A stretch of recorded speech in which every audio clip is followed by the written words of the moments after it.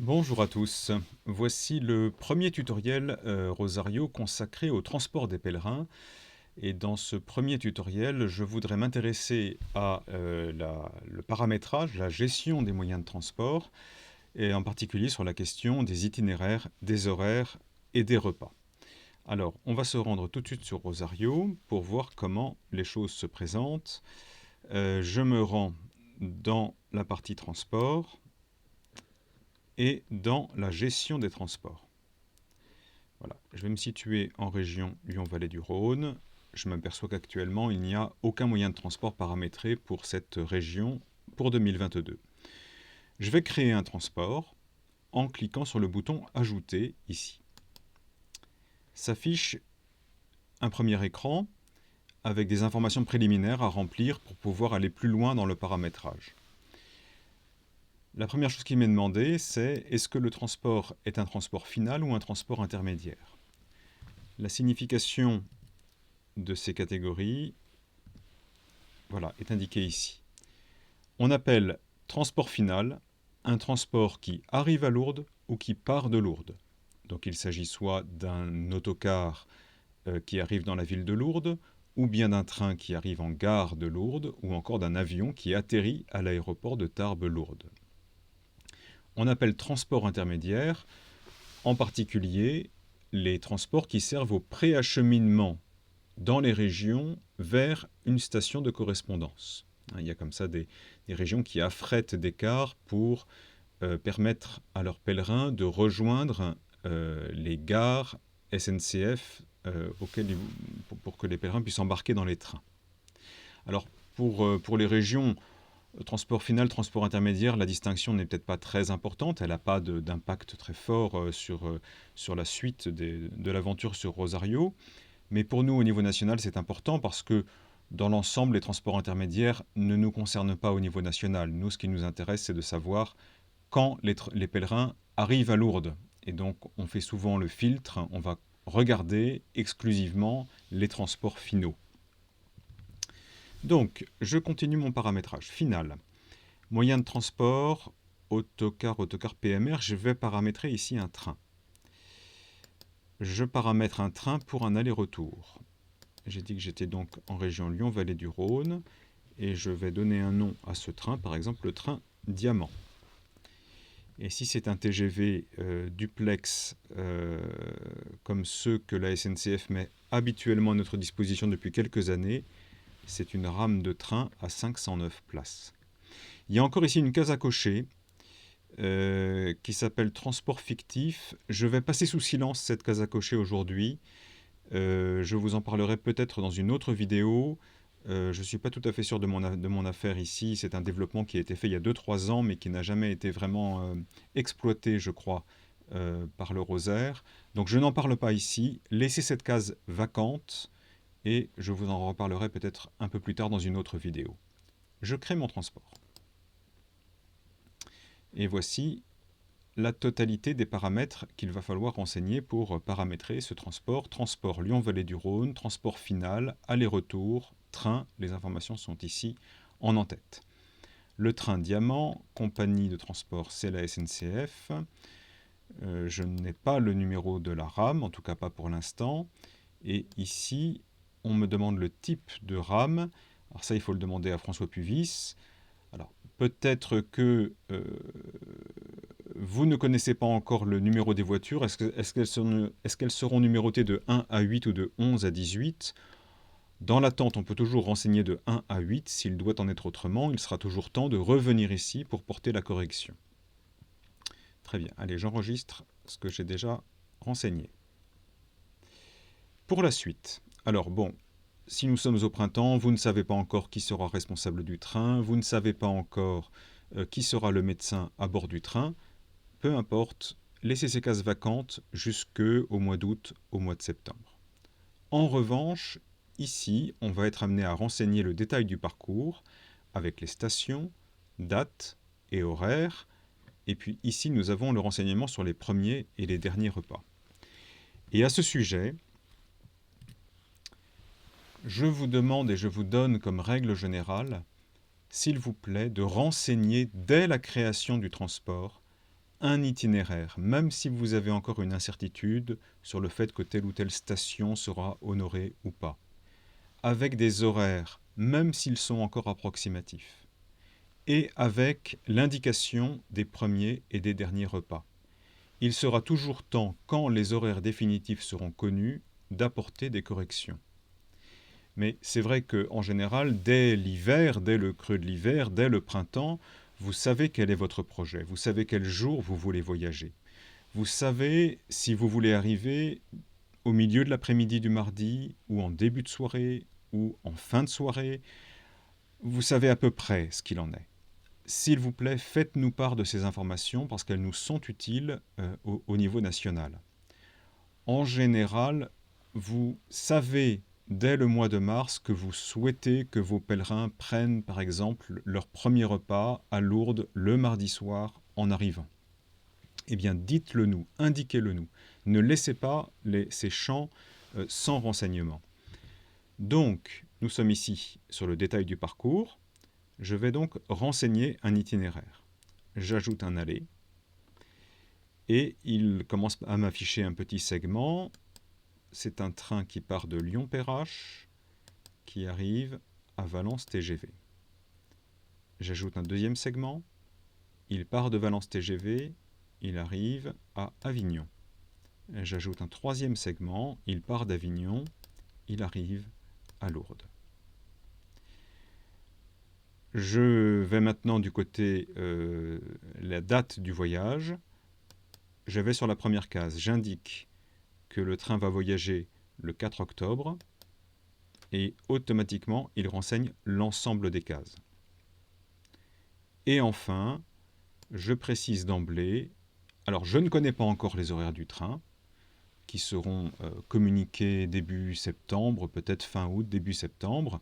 Nous sommes au mois de mars ou au mois d'avril, mais vous avez quand même une idée de ce que pourront être ces horaires. Prenez comme point de départ ce qu'ils étaient l'année dernière, et imaginons par exemple que le train part de Lyon-Perrache à 9 h, qu'il arrive à 10 h à Valence,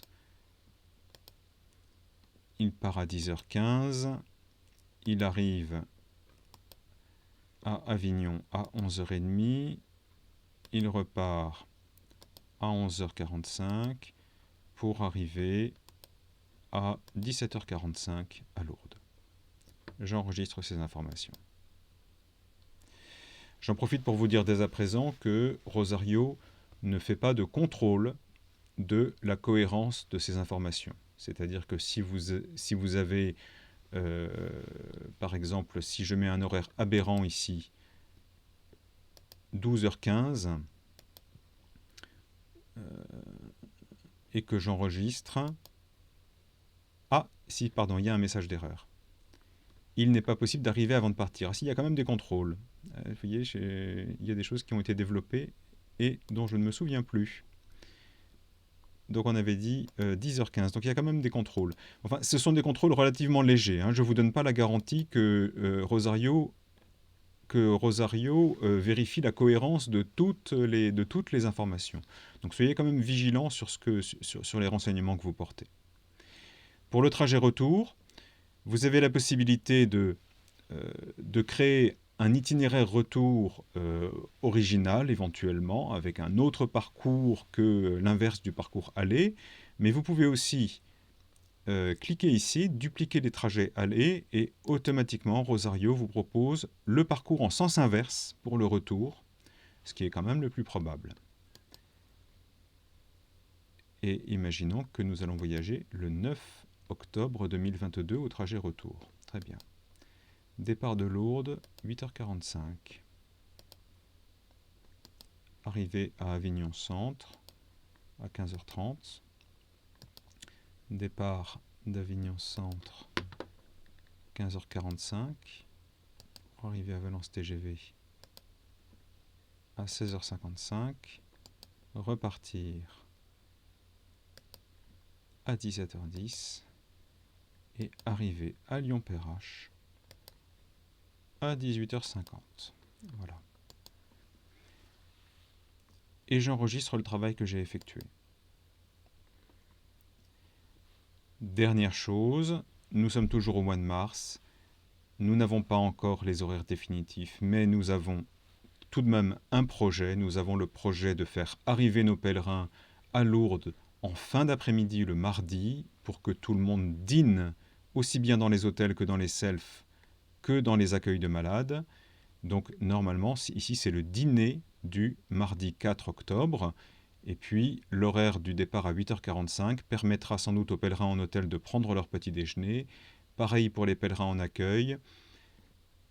Je clique ici sur le bouton violet « Déterminer les repas automatiquement ». Voilà, il nous fait une proposition. Donc effectivement, il nous propose que tout le monde dîne le 4 octobre. Et par contre, il ne nous propose pas ici le petit déjeuner du 9. Eh bien, je vais apporter la correction. Pour les pèlerins en hôtel, si j'insiste pour que ce soit un petit déjeuner. Pour les pèlerins en accueil, l'accueil pourra certainement leur servir un petit déjeuner.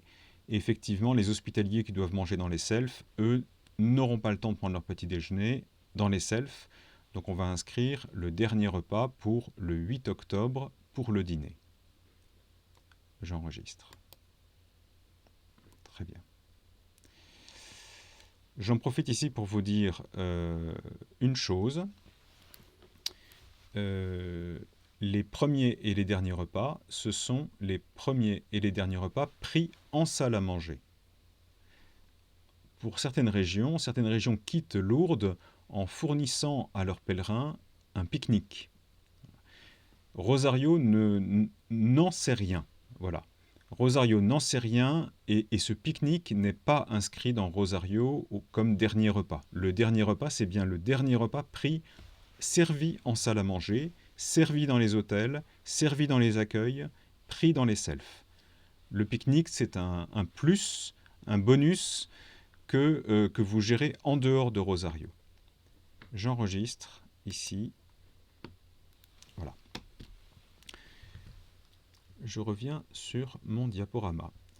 Vous voyez que sur la page de paramétrage, vous avez ici un certain nombre de petits curseurs qui ici est en rouge, et puis un troisième là-haut. Ces indicateurs, rouge et vert, sont là pour distinguer le provisoire du définitif. C'est-à-dire que tant que vous êtes sur un itinéraire provisoire, sur des horaires provisoires et sur une détermination provisoire des premiers et des derniers repas, vous laissez les indicateurs sur rouge. Ces indicateurs, ils ont un simple rôle informatif. Ils n'ont aucune conséquence sur le fonctionnement de Rosario. C'est-à-dire que vous pouvez cliquer, cocher et basculer ces indicateurs en vert, ça ne change pas le fonctionnement du logiciel. Rien n'est bloqué, rien n'est verrouillé, vous pouvez faire les mêmes modifications que si le curseur est en rouge. Alors, je me résume. Le bon usage, c'est qu'au printemps, vous paramétrez vos transports, vous créez le transport avec les renseignements provisoires, itinéraire, horaire, repas. Et vous laissez tous les indicateurs sur la position rouge.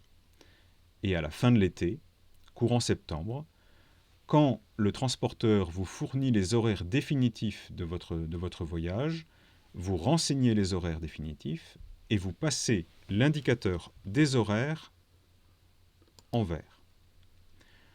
Dans l'ordre logique des choses, cet indicateur est le premier des trois qui doit basculer en vert. Puis, dans la foulée, dès que vous avez ajusté les horaires définitifs de vos transports, vous pouvez faire l'ajustement, si c'est nécessaire, des premiers et des derniers repas. Lorsque ces ajustements éventuels sont réalisés, nous sommes sur une commande définitive, vous pouvez basculer les repas avec l'indicateur en vert. La bascule en vert de ces deux indicateurs, horaire et repas, doit être réalisée avant la fin de la ruche, c'est-à-dire au plus tard au milieu de la semaine de la ruche, donc de la 3e semaine avant le pèlerinage. Pourquoi ? Parce qu'à J-15, nous, au niveau national, il faut qu'on communique l'ensemble des commandes de repas aux gestionnaires des accueils de malades. Et puis enfin, peut-être dans la dernière semaine avant le départ en pèlerinage, vous aurez déterminé qui est responsable du train, qui est le médecin à bord du train. Vous aurez peut-être un numéro de rame ici que vous pourrez renseigner également. Et quelques jours avant le départ, vous pourrez finalement cocher en vert la 3e case de la fiche de paramètres, fiche transport complète. Donc l'ordre logique de bascule en vert des 3 indicateurs, c'est d'abord les horaires, puis les repas. Et il n'y a pas de raison que les repas ne soient pas faits en même temps que les horaires. Disons, les horaires et les repas devraient basculer en vert le même jour. Et puis, plus tard, sans doute la dernière semaine avant le pèlerinage, vous basculerez finalement la fiche transport complète, cet indicateur-là, en vert. Sans oublier d'enregistrer à chaque fois ce que vous avez fait. Et sur la fiche ici, qui résume l'ensemble des transports de la région, vous aurez les 3 indicateurs qui auront été basculés en vert. Voilà ce que je voulais vous dire dans cette première vidéo. Il y en aura d'autres sur la question de l'affectation des pèlerins, sur la question de la tarification, des contingents, et puis tout le reste, tout ce qui concerne le transport sera évoqué dans d'autres vidéos. Je n'ai pas voulu faire des vidéos trop longues. Voilà, j'espère qu'elle aura été utile. Je vous dis à très bientôt. Au revoir.